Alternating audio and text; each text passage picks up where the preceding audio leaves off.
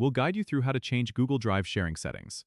If you find this helpful, consider subscribing and liking the video.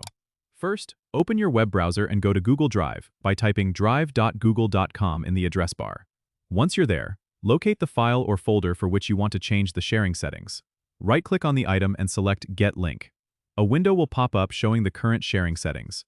Here, you can see who currently has access to the file or folder. To change the sharing settings, click on the drop-down menu next to Anyone with the link, or Restricted, depending on the current setting. You can choose Restricted if you want to limit access to specific people only. To add someone, click Share with specific people and type in their email addresses. Make sure to specify their access level by selecting Viewer, Commenter, or Editor from the drop-down menu next to their email. If you want to make the file accessible to anyone with the link, choose Anyone with the link and then select the appropriate access level.